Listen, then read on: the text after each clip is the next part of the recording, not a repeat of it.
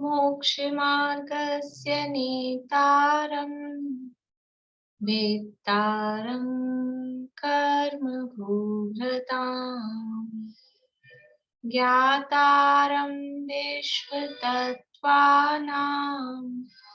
वन्दे तद्गुणैलाब्धये वन्दे तद्गुणैलाब्धये।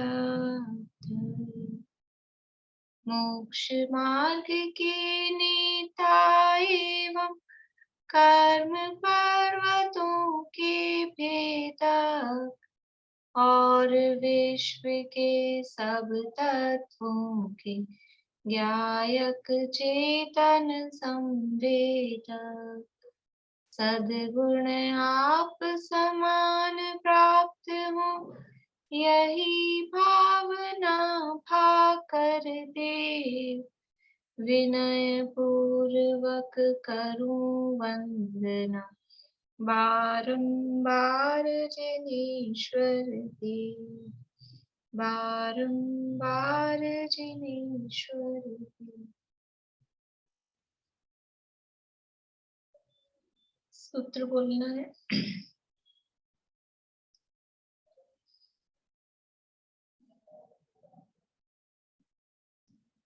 कौन बोलेंगे?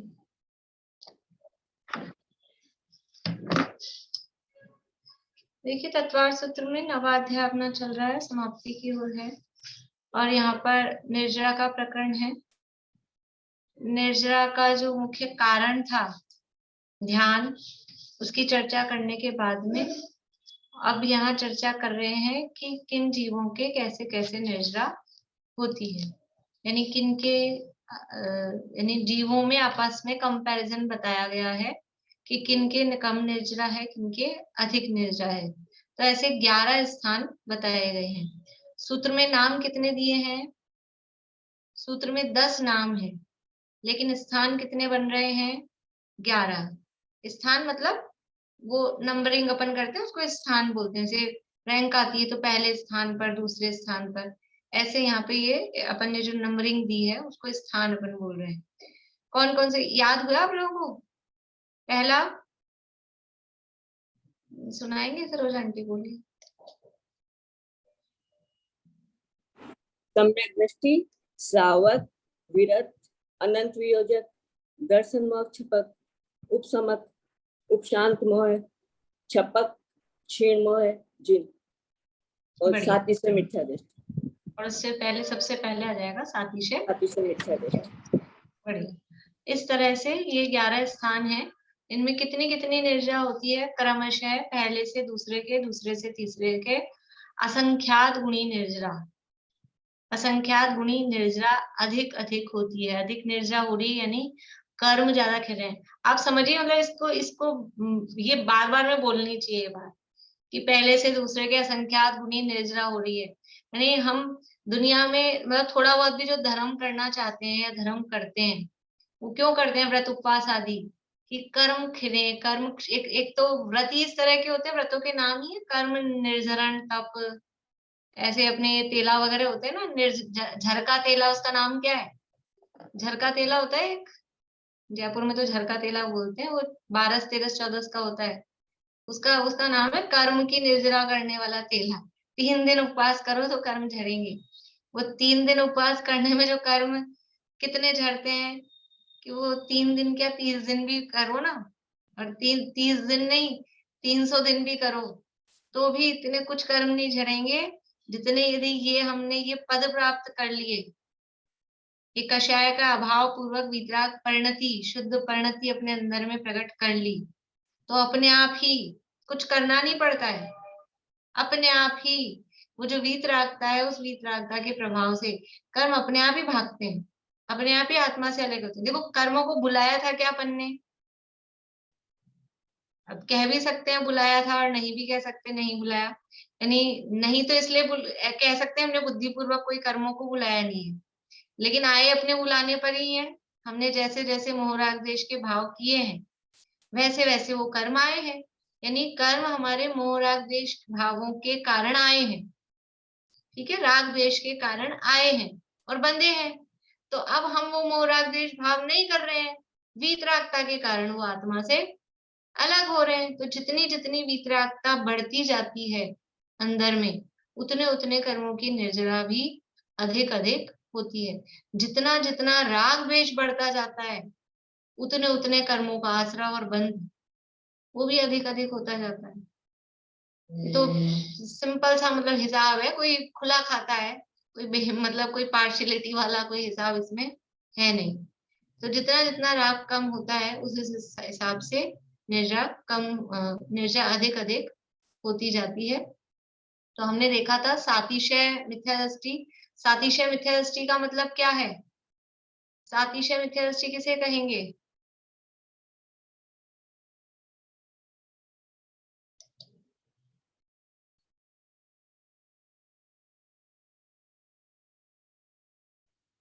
बोलिए शशि जी। मतलब अगले ही समय में सम्यक दर्शन प्राप्त होने वाला है, उसे सातिशय सम्यक दृष्टि, सातिशय मिथ्या दृष्टि और सातिशय मिथ्या दृष्टि। हाँ, जिसको तुरंत ही अब सम्यक दर्शन होने वाला है, ऐसा करण लब्धि में स्थित जो जीव है, ऐसा भी कहते हैं उसको कर्णन योग की भाषा में।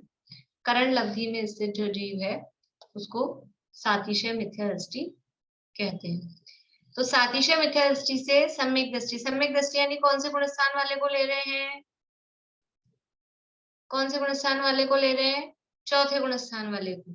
ठीक है, तो उससे है सम्यक दृष्टि चौथा। अभी यहाँ पे जो चौथा गुण स्थान वाला ले रहे हैं, इसको लेना सामान्य रूप से औपशमिक या शैक्षणिक सम्यक दृष्टि, सामान्य रूप से, क्योंकि शायद सम्यक दृष्टि की चर्चा आगे कर रहे हैं ना दर्शन मोह शपथ के रूप में, इसलिए अभी इसको सामान्य रूप से औपशमिक या शैक्षणिक सम्यक दृष्टि समझना चाहिए अपन को।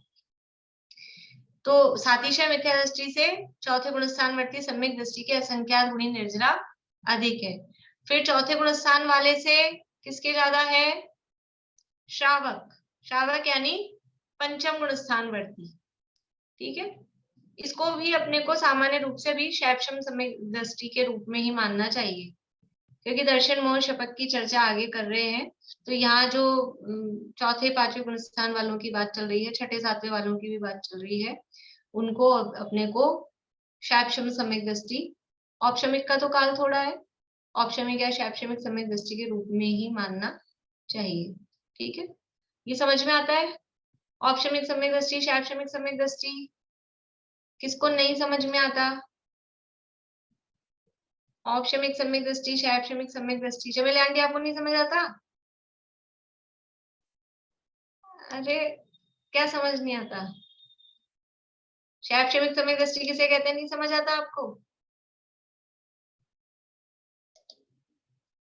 बोलिए तो सही, कुछ आ रहा है समझ में?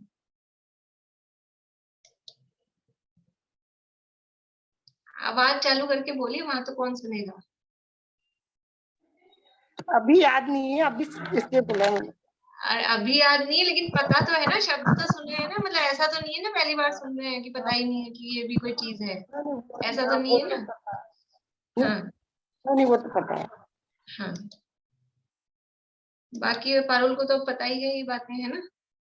और कोई ऐसा दिख नहीं रहा, वो आजकल आ नहीं रहे हैं अपने नए, आयुषी जी नए में वही है, बाकी सबको मालूम है। ठीक है, तो ऑप्शन में जो सातिशय मिथ्या दृष्टि है, उससे चौथे गुण स्थान वाले के, चौथे वाले से श्रावक के असंख्यात गुणी निर्जरा अधिक है। फिर आगे का स्थान क्या है? विरत। विरत का मतलब क्या है? छठे सातवें गुण स्थान वर्ती मुनिराज। ठीक है, इनको भी वही शैक्षणिक सम्यक दृष्टि के रूप में समझना। अब इससे भी ज्यादा, मुनिराज से भी ज्यादा छठे सातवें गुण स्थान वर्ती मुनिराज हैं, उनसे भी असंख्यात गुणी अधिक निर्जरा किसको हो रही है? अनंत वियोजक। अनंत वियोजक किसे कहते हैं? अपन ने चर्चा की थी, तो कुछ लोगों को समझ में आ गया था, कुछ को नहीं आया था, तो जिनको कुछ समझ में आया हो वो बता सकते हैं।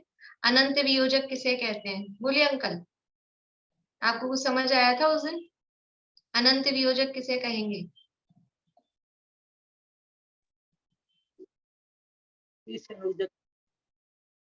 संयोजना किसे कहते हैं, वही है क्या भाभी? नहीं, विसंयोजना किसे कहते हैं वो आपने थोड़ा लिखा अलग है। है। अनंत वियोजक किसे कहते हैं? ये आपने जो लिखा है अनंतानुबंधी कसाय के द्रव्य को, वो नहीं है क्या? रुकिए नहीं, अनंत वियोजक किसे कहेंगे? बोलिए सुधा जी। जो जीव ये जो जीव भी संयोजना करने वाले जीव को अनंत हाँ संयोजक कहते हैं। हाँ, अनंतानुबंधी की विसंयोजना करने वाले जीव को अनंत वियोजक कहते हैं। ये अनंत वियोजक की परिभाषा है। फिर अनंतानुबंधी की विसंयोजना किसे कहते हैं? तो वो फिर जो आपने लिखा है आगे, वो अनंतानुबंधी की विसंयोजना है। लेकिन अनंत वियोजक किसे कहते हैं? अनंतानुबंधी की विसंयोजना करने वाले को अनंत वियोजक कहते हैं।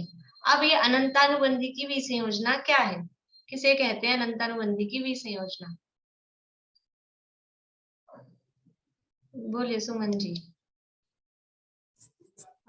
अनंतानुबंधी कषाय के द्रव्य को अप्रत्याख्यानवरण, प्रत्याख्यानवरण, संज्वलन और नो कषाय रूप में विसंयोजन कर देना कषायों को, वो अनंतानुबंधी की विसंयोजन।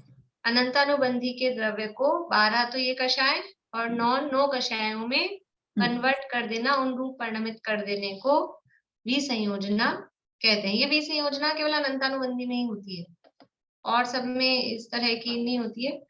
तो ये अनंतानुबंधी की विसंयोजना ये कैसे हो रही है? कोई भी कर देता है क्या? कभी भी कर देता है क्या? ऐसा नहीं।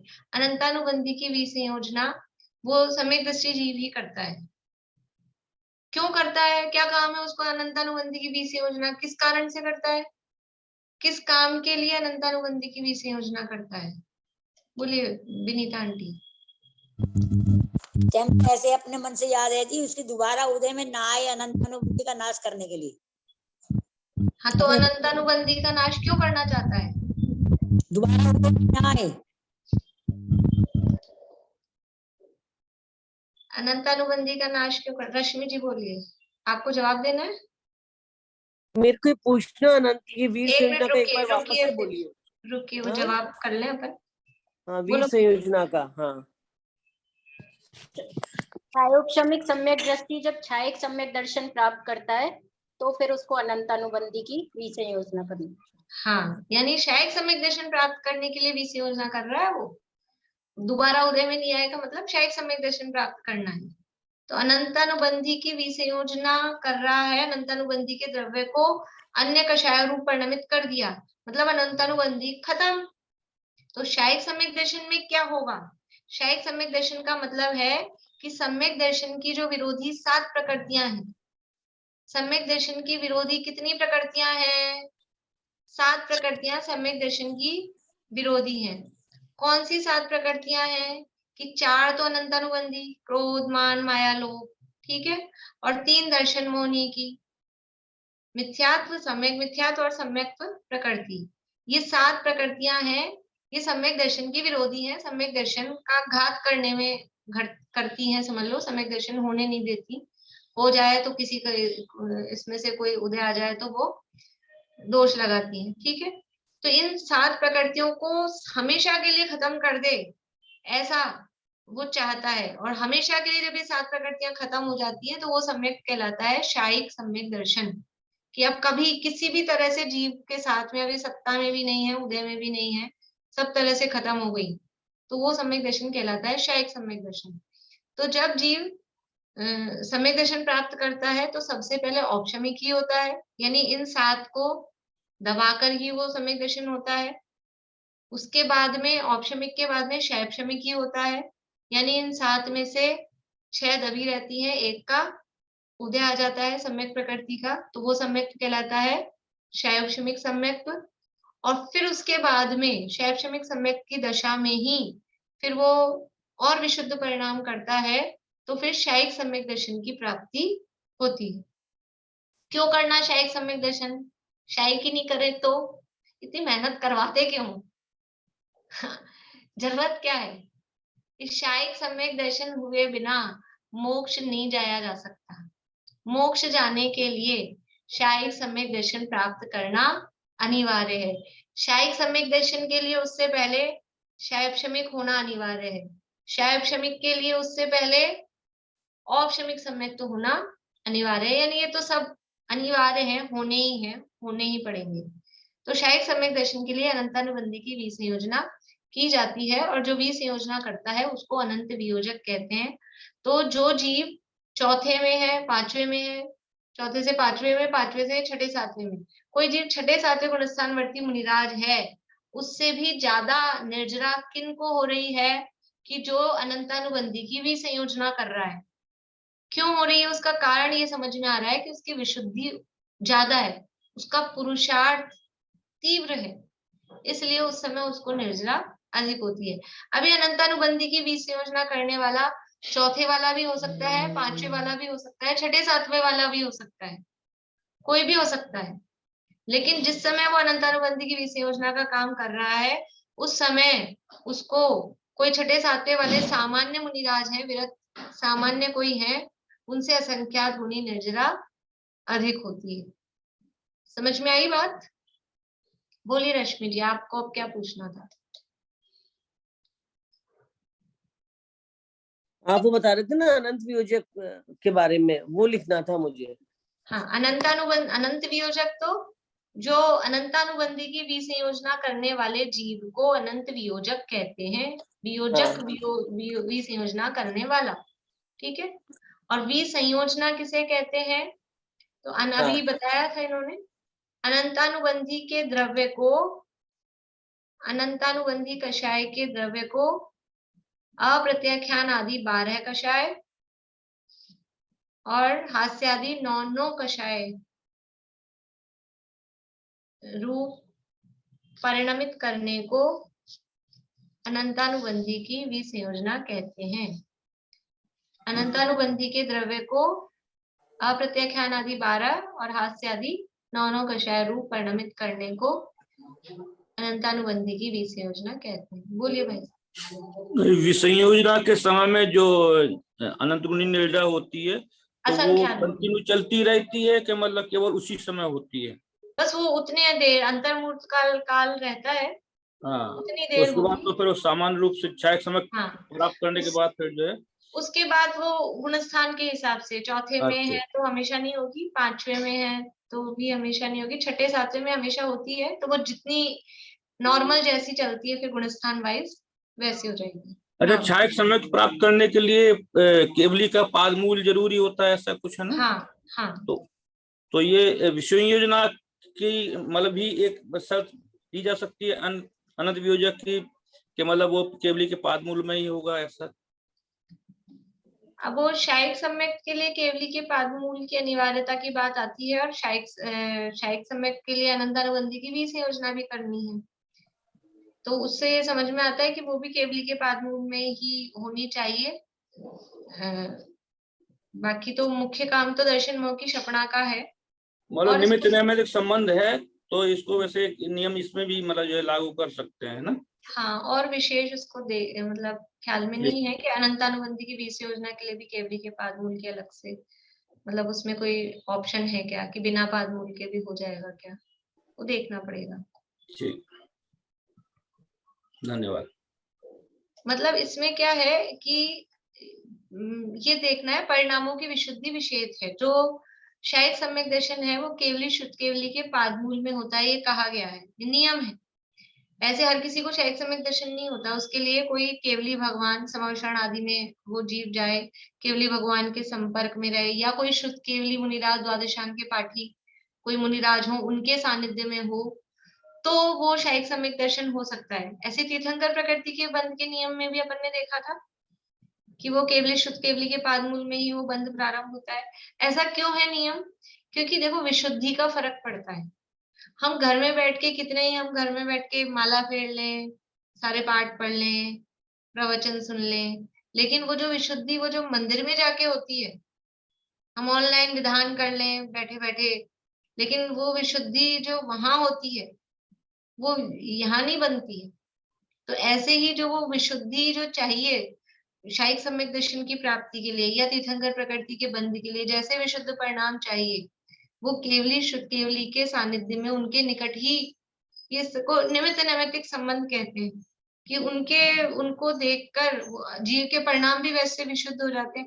होता है कि नहीं होता है? अपन 2 4 10 दिन ब्रह्मचारियों के साथ में रहने लग जाओ, आसपास में महाराज माताजी ब्रह्मचारी ऐसे ही लोग हैं, तो अपने भी वैसे ही भाव हो जाते हैं कि अपन भी ऐसे ही पहने, ज्यादा कोई लाल पीले चड़क भड़क के कपड़े या ऐसे लगता है अपने को भी सिंपल से रहो। और 2 4 दिन आप ऐसे रागी लोगों के साथ रहने लग जाओ जो पार्टियां करते हैं, क्लब में जाते हैं और ऐसे, तो अपने को भी वैसे ही भाव होने लग जाते हैं कि कुछ ऐसा पहने और ऐसा करें। तो फर्क पड़ता है क्षेत्र का, व्यक्ति का, सानिध्य का, निमित्त निमित्तिक संबंध इस तरह से होता है, तो फर्क पड़ता है उसका। बोलिए। तो फिर अभी पंचम काल में तो क्षायिक सम्यक दर्शन हो ही नहीं सकता, इसका मतलब? हाँ, पंचम काल में नहीं होता है। औपसमिक और शैक्षणिक होता है, वो पंचम काल में हो सकता है, होता है। हाँ, क्षायिक सम्यक दर्शन अभी वर्तमान भारत क्षेत्र पंचम काल में नहीं होता है, लेकिन विदेश क्षेत्र में तो तीर्थंकर भगवान विराजमान है, तो वहां पे जो जीव है उनको होता है, वहां पर। तो ये हो गया सम्यक दृष्टि, श्रावक, विरत और अनंत वियोजक। बोलो। तो अभी चौथे पांचवे में भी तो हमेशा वो रहती है ना निर्जरा? चौथे में हमेशा नहीं होती है, जितनी बंद विच्छुति हुई है उतना नहीं होगा निर्जरा हमेशा? नहीं, मतलब असंख्यात गुणी निर्जरा चौथे में हमेशा नहीं गई। नहीं, वैसे नॉर्मल तो निर्जरा होगी ना, जैसे वो कहते हैं कि सम्यक दृष्टि के भोग संवर तो है, हाँ संवर है, वो नॉर्मल सामान्य रूप से जो कर्म है वो निर्जरित होते हैं। भोग भी निर्जरा के कारण जो कह रहे हैं, तो वो भोग के समय भी वो मतलब कर्म उदय में आके खेल ही रहे हैं उस हिसाब से। बाकी जो असंख्यात गुणी निर्जरा है वो सम्यक दृष्टि की हमेशा नहीं होती, चौथे वाले की। अब है अनंत वियोजक के बाद में है दर्शन मोह शपक। ये पूरा एक शब्द है, दर्शन मोह शपक। शपक मतलब क्षय करने वाला, शपना करने वाला, शपना मतलब नाश, वो शपक। और किसका क्षय करने वाला? दर्शन मोह शपक, दर्शन मोहनीय का नाश करने वाला। यानी अनंतानुबंधी की विसंयोजना जो जीव कर रहा है, उससे भी असंख्यात गुणी निर्जरा किसके होगी? जो दर्शन मोह का क्षय कर रहा है। क्षायिक सम्यक दर्शन प्राप्त करने के लिए 7 प्रकृतियों को नष्ट करना है, अभी अपन ने बात की थी। 4 तो अनंतानुबंधी और 3 दर्शन मोह की, ठीक है। तो ये पहले 4 नष्ट होंगी अनंतानुबंधी की, ये 4 नष्ट हुई, अनंतानुबंधी की विसंयोजना उसको अपन बोलते हैं। अनंतानुबंधी का जो नष्ट करने का काम है, उसके नष्ट करने की जो प्रोसेस है, उसको बोलते हैं अनंतानुबंधी की विसंयोजना। तो अनंतानुबंधी की विसंयोजना में 4 नष्ट हो गई। अब क्या बची है? अब वो 3 बची, मिथ्यात्व, सम्यक मिथ्यात्व और सम्यक प्रकृति। इनको भी नाश करना है। ये तीनों है दर्शन मोह की प्रकृतियां, इसलिए इनको नाश करने के लिए फिर से अलग से पुरुषार्थ करना है। एक ही पुरुषार्थ में सातों एक बार में खत्म नहीं होती है। पहले 3 4 खत्म हुई, अब इनको नष्ट करने के लिए दोबारा से पुरुषार्थ होता है, विशुद्ध परिणाम होते हैं, उसको करण परिणाम कहते हैं। अध्ययकरण, अपूर्वकरण, अनिवृत्तिकरण, ऐसे करण परिणाम उसके लिए होते हैं। तो वो जो जीव दर्शन मोह का क्षय कर रहा है, उसके विशेष विशुद्धि होती है, तो उस समय उसके इस अनंतानुबंधी की विसंयोजना करने वाले से भी असंख्यात गुणी निर्जरा अधिक होती है। और ये दर्शन मोह का क्षय और अनंतानुबंधी की विसंयोजना कौन से गुणस्थान में होती है? चौथे, पांचवे, छठे, सातवें, इन चारों गुणस्थानों में से किसी भी गुणस्थान में हो सकती है। किसी भी गुणस्थान में जीव हो जो दर्शन मोह की क्षय कर रहा है। देखो, अपन स्थिति क्रिएट करते हैं, कोई जीव है चौथे गुणस्थान वाला, वो कर रहा है दर्शन मोह के क्षय, है ना, दर्शन मोह शपक है। और कोई जीव छठे गुण 7वें गुणस्थानवर्ती मुनिराज हैं, वो कर रहे हैं अनंतानुबंधी की विसंयोजना। तो किसकी निर्जरा अधिक होगी? उसी समय एक ही टाइम, मान लो अभी 3:05 हुए हैं, इसी समय पे एक छठे 7वें गुणस्थानवर्ती मुनिराज अनंतानुबंधी की विसंयोजना कर रहे हैं, और इसी समय पे एक चौथे गुणस्थान वाला, या ऐसे लोग, एक है चौथे गुणस्थान वाला, वो दर्शन मोह का क्षय कर रहा है, एक 5वें गुणस्थान वाला है, वो अनंतानुबंधी की विसंयोजना कर रहा है, और एक छठे सातवें गुणस्थान में सामान्य मुनिराज है। 3 जीव हैं, समझ में आए? चौथे गुणस्थान वाला जो जीव है वो दर्शन मोह का क्षय कर रहा है, 5वें गुणस्थान वाले हैं वो अनंतानुबंधी की भी योजना कर रहे हैं, और छठे सातवें वाले सामान्य मुनिराज हैं। इसी समय पे, एक ही समय पे तीनों हैं। किसके उस समय ज्यादा निर्जरा होगी? चौथे वाले के, 5वें वाले के, कि छठे सातवें वालों की?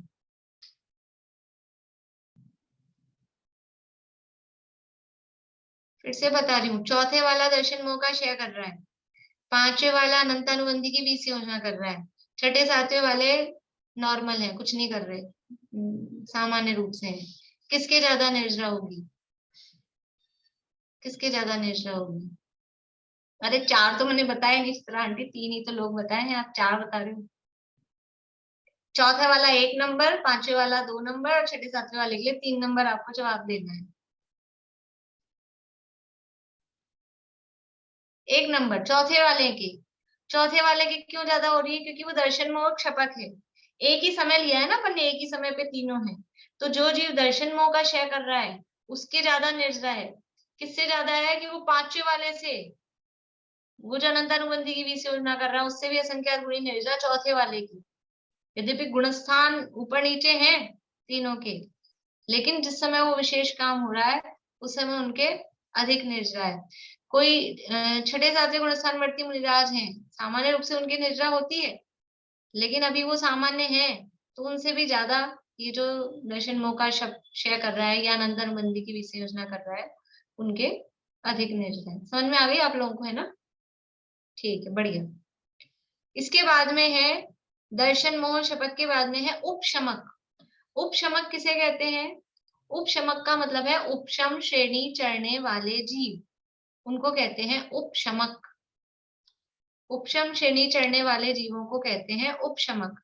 बोलिए चित्रा आंटी, कुछ पूछना है? ये जो आपने बताया ना दर्शन मोह में कौन से गुणस्थान आएंगे? दर्शन मोह शपक वही चौथे से सातवें के बीच में, अनंत वियोजक में भी चौथे से सातवें के बीच में, दर्शन मोह शपक भी चौथे से सातवें के बीच में। उपशमक, उपशमक का मतलब है उपशम श्रेणी चढ़ने वाले, यानी कौन से गुणस्थान हो गए इनमें? उपशम श्रेणी के गुणस्थान कौन कौन से होंगे? बोलिए वर्षा जी। 8 से 11। हाँ 8 से 11, लेकिन यहाँ अभी उपशमक मिलेंगे 8 से 10।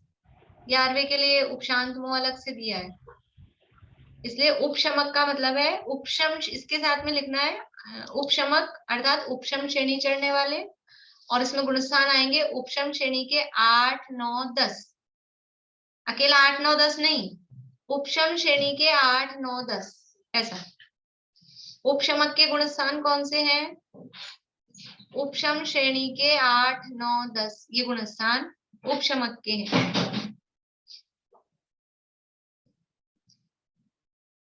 अब जो जीव दर्शन मोह का क्षय कर रहा है उससे भी असंख्यात गुणी निर्जरा हो रही है उपशमक के, अर्थात जो उपशम श्रेणी चढ़ रहा है। यद्यपि श्रेणी चढ़ रहा है उपशम, लेकिन फिर भी विशेष विशुद्ध परिणाम है, करण परिणाम होते हैं, आधय करण, अपूर्व करण, अनिवृत्ति करण, ये सारे परिणाम वहां पर होते हैं। तो उस समय जिस समय जीव उपशम श्रेणी चढ़ रहा है, 8, 9, 10 गुण स्थान में है, उस समय उनके असंख्यात गुणी निर्जरा। किससे असंख्यात गुणी निर्जरा है? दर्शन मोह का क्षय करने वाले से। दर्शन मोह क्षपक से असंख्यात गुणी निर्जरा अधिक वो उपशम श्रेणी के 8, 9, 10 गुण स्थानों में होती है। ठीक है, बोलिए आशा आंटी। ये दर्शन मोह का क्षय और अनंतानुबंधी की बीच संयोजना अलग अलग लोगों की होती है, एक साथ होना कंपलसरी है कि दर्शन मोह का क्षय भी और अनंतानुबंधी बीच संयोजना भी? या ये ऐसा है कि किसी को क्षय हो गया और किसी की बीच संयोजना हो रही है? नहीं नहीं, क्षयिक सम्यक दर्शन के लिए दोनों होना जरूरी है, लेकिन पिछली क्लास में अपन ने बात की थी कि ऐसा किसी को हो सकता है कि अनंतानुबंधी की बीच संयोजना हुई और फिर दर्शन मोह का क्षय नहीं हुआ थोड़े टाइम तक, और फिर वो बीच संयोजना भी लैप्स हो जाती है। ये बात अपन ने की थी कि यदि अनंतानुबंधी की बीच संयोजना होने के बाद में, वो भी मैं टाइम नहीं देख पाई पूरा कि कितने टाइम का उसका मतलब रहता है वैलिडिटी, तो अनंतानुबंधी की विसंयोजना होने के बाद में एक निश्चित समय तक यदि दर्शन मोह का क्षय नहीं किया तो फिर वो विसंयोजना आपकी लैप्स हो जाती है, यानी वापस से अनंतानुबंधी सत्ता में आ जाती है, उसकी संयोजना हो जाती है और फिर से दोबारा यदि शायद सम्यक दर्शन प्राप्त करने का पुरुषार्थ करना है, यदि क्या वो करना ही पड़ेगा, तो फिर से दोबारा अनंतानुबंधी का विसंयोजना करना पड़ेगा और फिर उसके बाद में दर्शन मोह का क्षय होगा। यानी अनंतानुबंधी का विसंयोजना हुए बिना दर्शन मोह का क्षय पॉसिबल नहीं है और दोनों अनिवार्य है। शायद सम्यक दर्शन की प्राप्ति के लिए दोनों काम अनिवार्य है। ऐसा नहीं हो सकता कोई अनंतानुबंधी का क्षय करके काम चला ले, कोई दर्शन मोह का क्षय करके काम चला ले, क्योंकि नष्ट तो सातों को करना है ना, अकेले किसी 4 से या किसी 3 से ऑप्शनल नहीं है, दोनों काम अनिवार्य है। लेकिन ये जरूर है कि जिसके दर्शन मोह का क्षय हुआ है उसके अनंतानुबंधी की विसंयोजना या अनंतानुबंधी का क्षय अवश्य हुआ होगा, तभी उसके दर्शन मोह का क्षय हुआ है। हाँ, लेकिन जिसके अनंतानुबंधी का क्षय हुआ है उसके दर्शन मोह का क्षय तो अभी तो हुआ ही नहीं है और निकट भविष्य में नहीं भी हो, बाद में लंबे काल बाद हो, ऐसा हो सकता है। ठीक, तो ये समझ में आ गया। उपशमक, उपशमक का मतलब है उपशम श्रेणी चढ़ने वाले 8, 9, 10 गुण स्थान। इसके बाद में है उपशांत मोह। बोलिए रेणु जी। जो उपसम श्रेणी चढ़ेगा उसको केवली का पादमूल के बिना वो उपसम श्रेणी नहीं चढ़ेगा। नहीं, ऐसा नहीं है, उपशम तो आप श्रेणी के बोले लिए ना, केवली के पादमूल की जरूरत नहीं है। तो जो जो मतलब जो दर्शन मोहनी का क्षय नहीं करेगा तो वो उपसम श्रेणी नहीं चढ़ेगा। तो नहीं नहीं, दर्शन मोहनी का क्षय ऐसा के लिए नहीं तो कहा, ऐसा नहीं कहा मैंने कि जो दर्शन मोहनी का क्षय नहीं करेगा वो उपशम श्रेणी नहीं चढ़ेगा। मैंने शायिक सम्यक दर्शन की बात की है। शायिक सम्यक दर्शन की प्राप्ति के लिए दर्शन मोह का क्षय अनिवार्य है। उपशम श्रेणी के लिए देखिए, इसीलिए वो गुणस्थानों का सामान्य ज्ञान हो तो वो समझ में रहता है।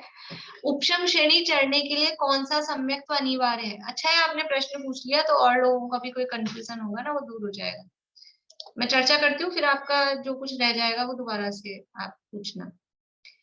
उपशम श्रेणी कौन सा सम्यक दृष्टि चढ़ सकता है?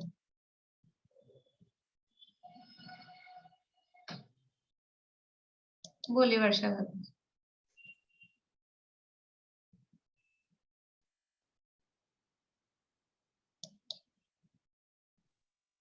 शायोपशमिक, शायोपशमिक शायोपशमिक सम्यक दृष्टि उपशम श्रेणी चढ़ सकता है? तो गलत जवाब है, बिल्कुल ही गलत जवाब।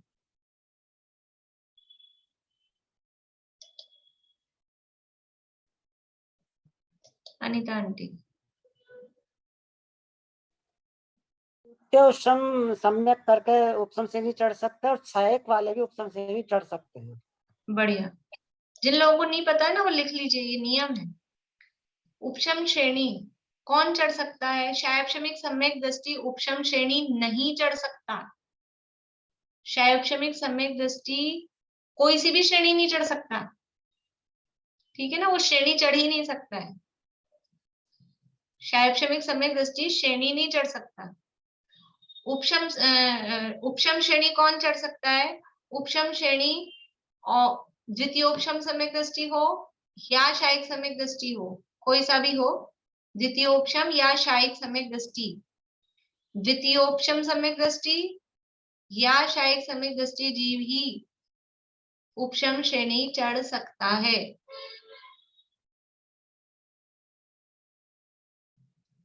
अब द्वितीयोपशम किस किस को नहीं पता? चर्चा तो की अपन ने पहले। कुछ आप लोग अगर लिखते हो तो पुरानी कॉपी को घुमा के जरा पलट के देखिएगा, द्वितीयोपशम लिखा होगा। अगर कंटिन्यू आप लोग काफी समय से पढ़ रहे हैं तो कहीं ना कहीं लिखा होगा द्वितीयोपशम के बारे में। कहाँ चर्चा आई थी पता नहीं मुझे। ठीक है, तो द्वितीयोपशम या शायिक सम्यक दृष्टि उपशम श्रेणी चढ़ सकता है। और शपथ श्रेणी कौन चढ़ सकता है?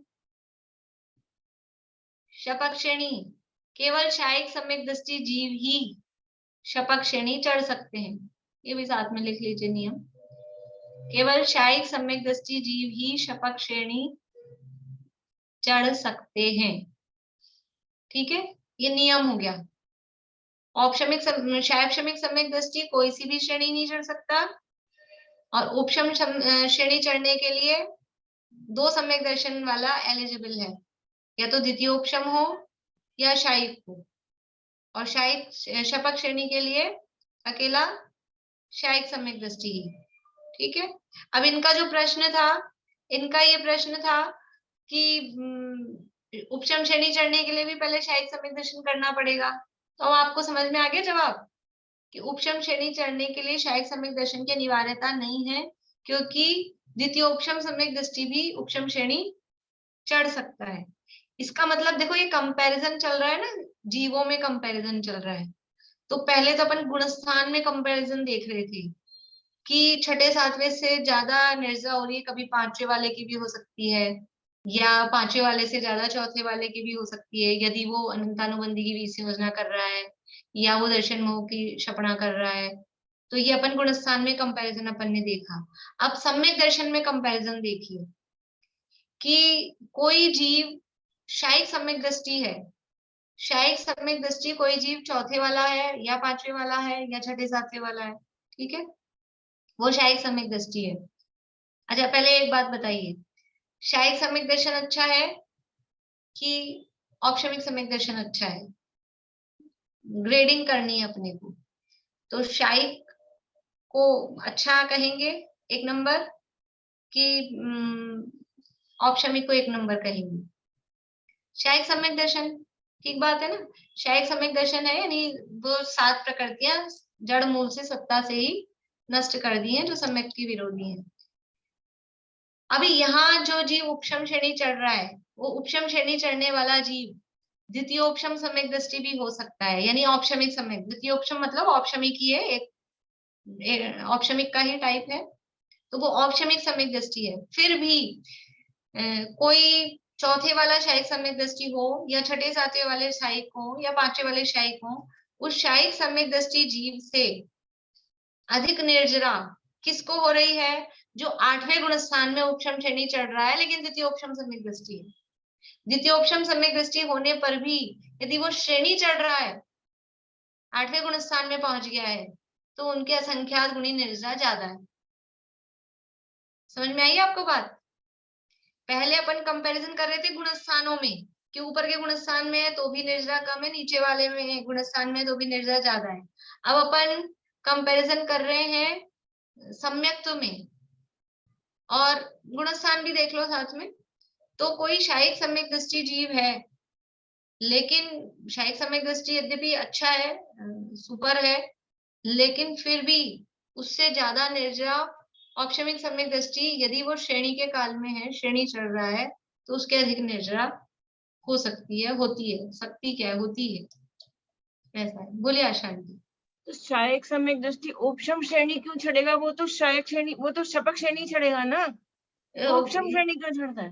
बुद्धिपूर्वक कुछ नहीं होता ना, ये जीव का पुरुषार्थ जैसा होता है। शायिक सम्यक दर्शन तो शायिक हो गया, लेकिन वो जो देखो सम्यक दर्शन है वो दर्शन मोह से रिलेटेड काम है, दर्शन मोह का नाश किया है उसने। श्रेणी जो चढ़ा जा रहा है, श्रेणी किस लिए चढ़ी जाती है? चारित्र मोह की प्रकृतियों के नाश के लिए श्रेणी चढ़ी जाती है। ये भी लिख सकते हैं जिन लोगों को नहीं है पता, श्रेणी क्यों चढ़ी जाती है? चारित्र मोह की 21 प्रकृतियों के नाश के लिए श्रेणी चढ़ी जाती है या श्रेणी आरोहण किया जाता है। तो वो चारित्र मोह से संबंधित काम है, उसके लिए विशेष पुरुषार्थ अलग से चाहिए। तो दर्शन मोह का क्षय हो गया, ये एक अलग मैटर है। और अब आप चारित्र मोह के नाश के लिए कैसा पुरुषार्थ कर रहे हो? अभी पुरुषार्थ हल्का है तो उपशम श्रेणी चढ़ेगा, पुरुषार्थ उग्र है तो कर्मों का नाश करते हुए चढ़ेगा। बुद्धिपूर्वक नहीं होता है, अपने आप ही जीव के परिणामों के निमित्त से वो जैसा परिणाम है उस हिसाब से वो श्रेणी हो जाती है, तो बुद्धिपूर्वक नहीं होता। तो शायिक सम्यक दृष्टि भी उपशम श्रेणी चढ़ सकता है, लेकिन औपशमिक सम्यक दृष्टि शपक श्रेणी नहीं चढ़ सकता, ये ध्यान रखना है, क्योंकि सम्यक दर्शन ही इधर अभी शायिक नहीं हुआ, यानी दर्शन मोह का नाश नहीं हुआ और चारित्र मोह का नाश हो जाए, ऐसा नहीं हो सकता। श्रेणी चढ़ी जा रही है वो चारित्र मोह के नाश के लिए। बोलिए। क्षयिक सम्यक दृष्टि है वो 11वें में तो जाएगा ही नहीं ना। नहीं 11वें में नहीं जाएगा। 10वें से ऊपर भले ही नहीं जाओ, लेकिन 11वें में तो नहीं जाएगा। नहीं 11वें में भी क्यों नहीं जाएगा? शायद समय उपशम शनि चढ़ रहा है तो चला जाएगा ना 11वें में, की दिक्कत? 11वें वाला तो नियम से नीचे गिरता है। हाँ तो नीचे गिरेगा तो नीचे गिर के कोई पहले में नहीं आएगा, नीचे गिर के ज्यादा से ज्यादा गिरेगा तो चौथे में आएगा शायद समय दृष्टि तो। 11वें से गिरेगा, सम्यक दर्शन कायम ही रहेगा उनके। हाँ हाँ चौथे तक आ जाएगा, ज्यादा भी गिरेगा तो चौथे से नीचे नहीं आएगा। 11वें में तो आएगा, उपशम शनि चढ़ेगा तो 11वें में तो आ जाएगा। देखिए जिन लोगों को जो भी बिल्कुल मतलब ये बातें नई लग रही है ना, वो जो भी लाइन उनको नई लगती है वो लिख लें, मतलब और लिख लें और फिर पढ़ें उसको कभी कभी। तो ये नियम वाली चीजें हैं, करना जो की बातें हैं। फिर कभी चर्चा चलेगी तो फिर आपको जल्दी से पकड़ में आ जाएगा। तो जो भी चीज आपको नई लगती है उसको लिखें जरूर। लिखने से फिर याद भी होता है और ख्याल में भी रहता है। कभी अपन वापस पढ़ें तो अपने को याद, मतलब याद आ जाता है। बोलिए स्नेहलता जी। फिर तो मुनि 8वें गुण स्थान से आगे शपथ शनि नहीं चढ़ेगा। 8वें गुण स्थान के आगे शपथ शनि कौन नहीं चढ़ेगा? मुनि जो होते हैं वो फिर नहीं चढ़ेंगे, वो तो शपथ शनि 8वें गुण स्थान से चढ़ेंगे। ये आपका प्रश्न ही सही नहीं, मतलब मुनिराज श्रेणी चढ़ते हैं, 8वें गुण स्थान से श्रेणी प्रारंभ होती है। तो जो शाही सम्यक दृष्टि है वो उपशम श्रेणी भी चढ़ सकते हैं, शपथ श्रेणी भी चढ़ सकते हैं। चढ़ सकते हैं।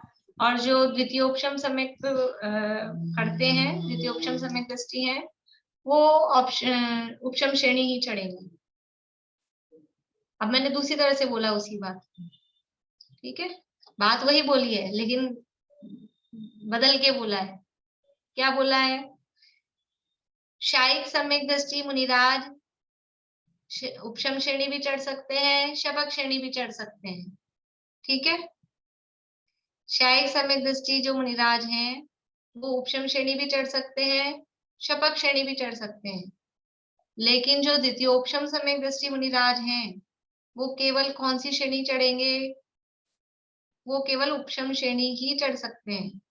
जिनके पास द्वितीयोपशम सम्यक है वो केवल उपशम श्रेणी ही चढ़ सकते हैं, ठीक है। बात वही जो पहले कही थी ना, अभी क्या कहा था पहले कि उपशम श्रेणी में यानी जो द्वितीयोपशम सम्यक दृष्टि और शायिक सम्यक दृष्टि वो दोनों उपशम श्रेणी चढ़ सकते हैं, पहले ये कहा था।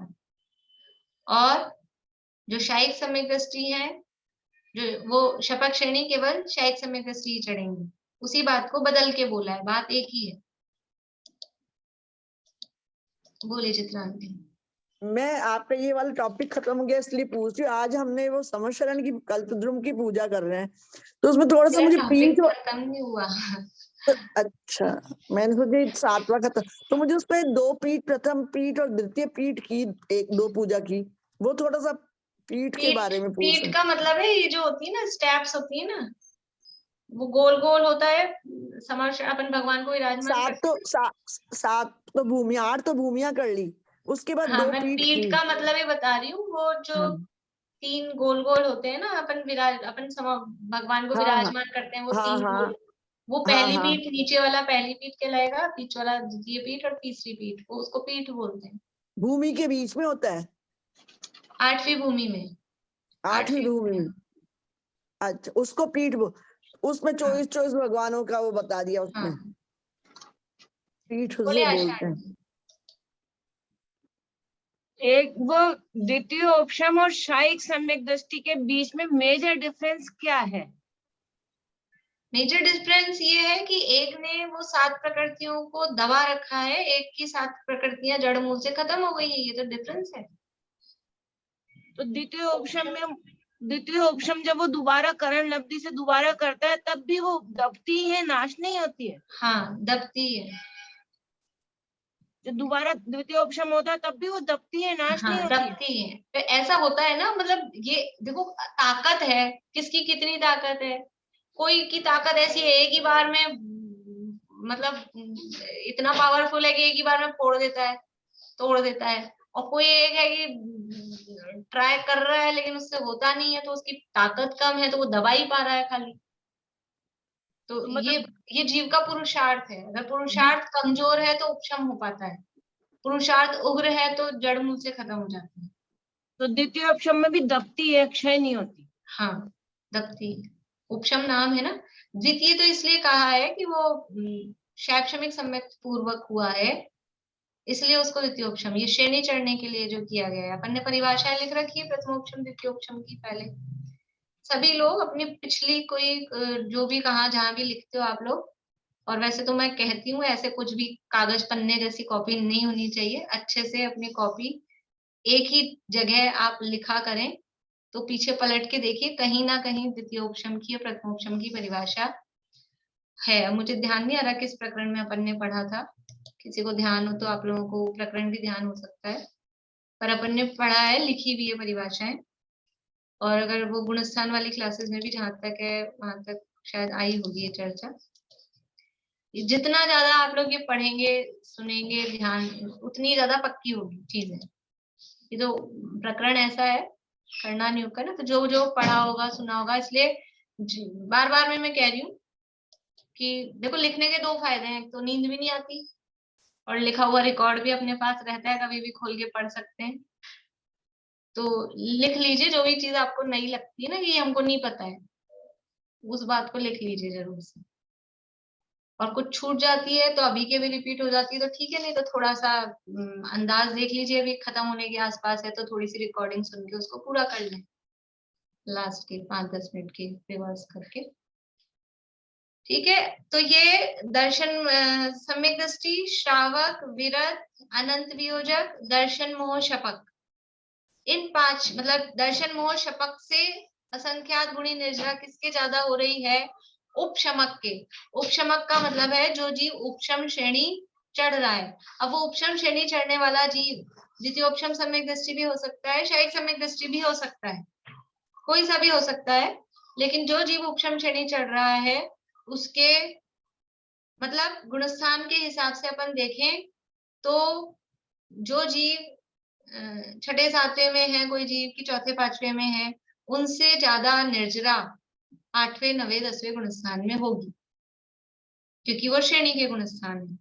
और दर्शन मोह शपक तक वो काम कौन से गुणस्थान तक हो सकता है? दर्शन मोह के शपना का काम, अनंतानुबंधी की वीसी योजना का काम कौन से गुणस्थान तक हो सकता है? मैक्सिमम 7वें गुणस्थान तक। चौथे से 7वें के बीच में कहीं भी है तो वो जीव तो 7वें तक है, दर्शन मोह शपक तो। और ये जो उपशम श्रेणी चढ़ रहा है ये उससे ऊपर आ गया है 8वें 9वें और 10वें गुणस्थान में। ठीक है, अब इससे भी असंख्यात गुणी निर्जरा किससे हो रही है? तो आगे नाम दिया है उपशांत मोह। उपशांत मोह कौन से गुणस्थान का नाम है?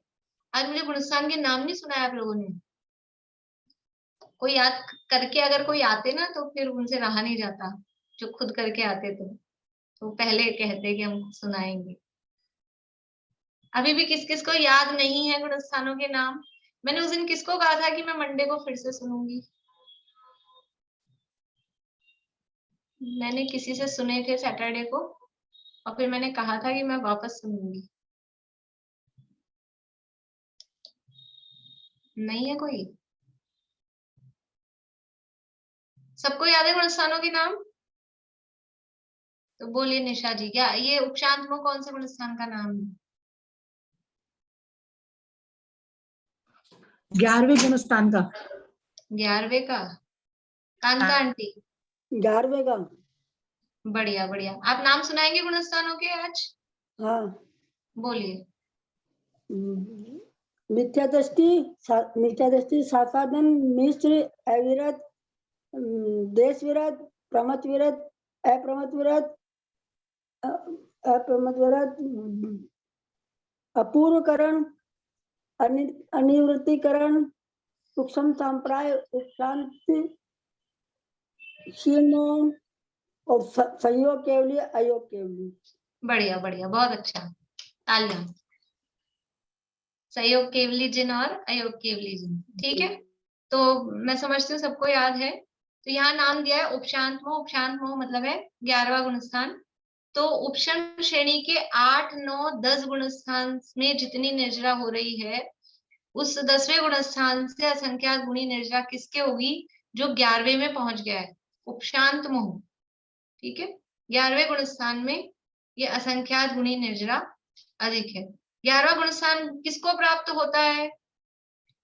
11वां गुणस्थान उपशम श्रेणी वाले को प्राप्त होता है कि शपक श्रेणी वाले को प्राप्त होता है?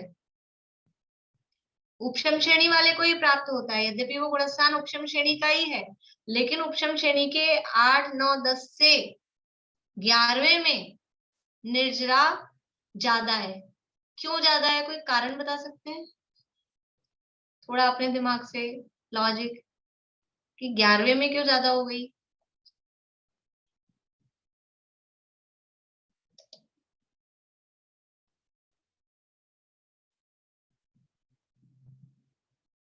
बोलिए अनीता जी।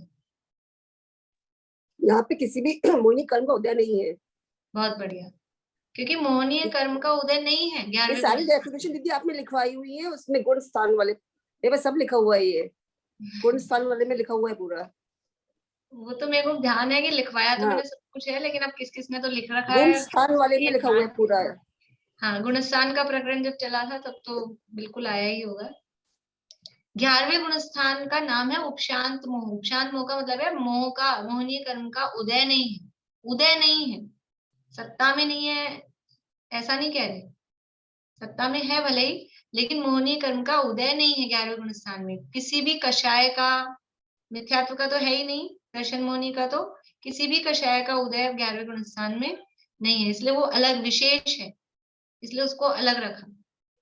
तो 10वें उपशम श्रेणी के 10वें गुणस्थान से जो 11वां गुणस्थान है उपशांत मोह, उसमें असंख्यात गुणी निर्जरा।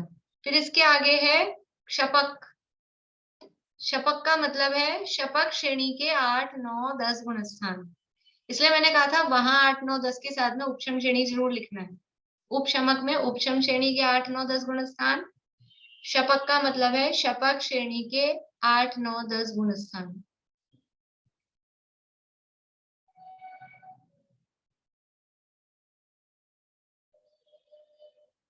अब आप देखिए, जो कोई जीव 11वें गुणस्थान में है, उस 11वें गुणस्थान वाले से असंख्यात गुणी निर्जरा ज्यादा किसके है? जो शपक श्रेणी चढ़ रहा है लेकिन 8वें में ही। शपक श्रेणी चढ़ने वाले के 8वें गुणस्थान वाले के भी उपशम श्रेणी के 11वें वाले से असंख्यात गुणी निर्जरा ज्यादा है। और उससे भी असंख्यात गुणी निर्जरा है क्षीण मोह। क्षीण मोह कौन से गुणस्थान का नाम है? बोलिए मनोरमा आंटी। फिर से बोलिए, आवाज नहीं आई। फिर से 12वें का 12वें गुणस्थान का क्षीण मोह, 12वें गुणस्थान का। तो शपक श्रेणी के 8, 9, 10 से असंख्यात गुणी निर्जरा 12वें गुणस्थान वालों के है, और उनसे असंख्यात गुणी निर्जरा जिना, जिना यानी जिनेंद्र भगवान, सहयोग केवली और अयोग केवली जिनके, ये असंख्यात गुणी निर्जरा अधिक अधिक होती है। इस तरह से यहाँ पे 11 स्थान असंख्यात गुणी निर्जरा के बताए हैं। अभी अपन ने थोड़ा फास्ट ले लिया है इनको, और थोड़ी बहुत चर्चा इनकी कल करके। और ये सूत्र पढ़ने से कुछ आप लोगों को मजा आया क्या? कुछ लाभ हुआ क्या? कुछ विचारना है कल मतलब एक दिन भर आपको सोचना है कि सूत्र क्यों दिया, इससे अपने को क्या लाभ है, अपने को क्या इससे लाभ हो सकता है, इससे अपन क्या विचार कर सकते हैं, वो थोड़ी चर्चा अपन करेंगे। उसके बाद क्षीण मोह 12वें गुणस्थान में बोला। आप बताइए, आपको नाम याद है ना गुणस्थानों के? हाँ हाँ तो क्षीण मोह कौन से गुणस्थान का नाम? 12वें में ही है। 12वें का नाम। बोलिए दीपिका जी। धर्म ध्यान और शुक्ल ध्यान का अंतर भी करवाया कहा था। हाँ, वो रह गया है, वो कल कर लेंगे। अब आज है ना, कल ये पूरा करके उसके बाद में धर्म ध्यान और शुक्ल ध्यान में अंतर, ये पूरा हो जाए तब आप लोग जरूर याद दिला दीजिएगा। ठीक है, चलिए अभी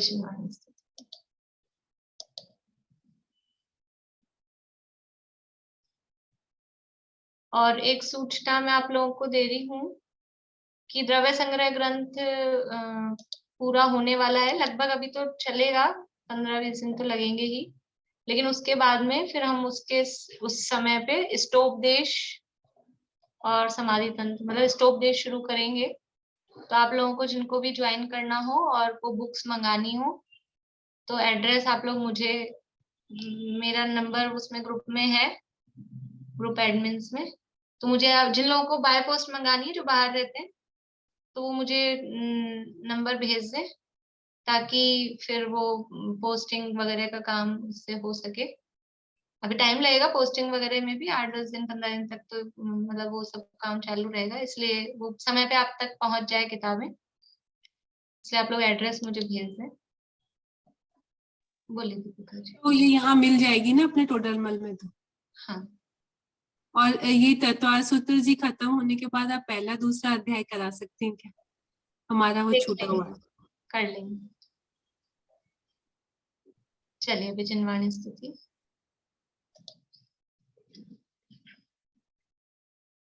वीर हिमाचल निकसी गुरु गौतम के मुख कुंड ढरी है।